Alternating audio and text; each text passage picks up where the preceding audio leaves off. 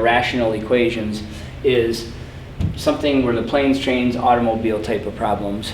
They're a little bit different maybe than the ones you saw in the past, because we're actually going to, the equation is not going to come from our distance where we set them up in a nice box and then it always is you add your distances or subtract them or set them equal.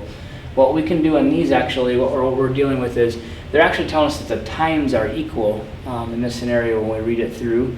And it's also asking us what is the speed of the plane. So let's read this problem and I'll help to set it up. The two different scenarios are we're going to be going with wind and against wind. And so you also see a lot of these with like a boat going with current against the current. So this says an airplane flying at constant speed can fly 350 miles with the wind.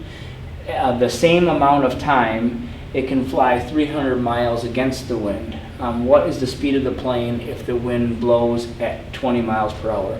The deal is the total time was the same. That's really important because I know with a constant rate problem, rate times time is equal to distance. So if they said the time is equal, I want to look for that variable for each scenario so that if I can find the time going with the wind and I can find the time going against the wind, then I just set them equal and I have my equation. And that's what we're going to do. So if we look at going with the wind, I'm going to say the time equals distance over rate. And I'm given both the distance and rate in a roundabout way. Basically the distance, when you're going with the wind, it's helping you out, so you go a little further, it's 350 miles. And the rate is going to be what I'm looking for, the speed. I'm going to let R equal the speed of the plane in still air. And then I'm going to add the wind because I'm going with it, it's pushing me, it's helping me. So you add that wind. So and I'll state that over here. Let R equal speed of plane. And I'm saying that's in like still air.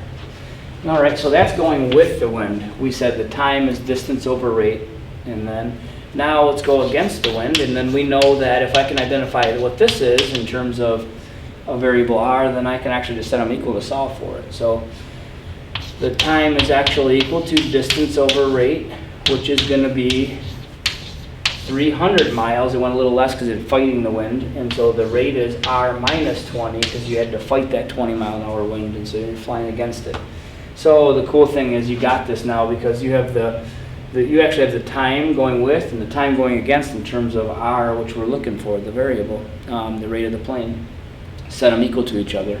And it's a basic ratio problem. So 350, or proportion problem, over R plus 20 is equal to 300 over R minus 20. Cross multiply, set the cross products equal to each other. You have to do the distributive property when you do this one. So 350R minus, looks like 7,000 if I multiplied those, is equal to 300R plus, would that be 6,000? Multiply those. Now get my variables all together. I'll subtract my 300R smaller. I'll bring that one over this way. And then I'll just add my 7,000 to each side. So get my constants on the other side. I get 50R equals 13,000. Divide by 50 then to both sides. And I should get my rate to be 260 miles per hour. That's the speed of the plane in still air.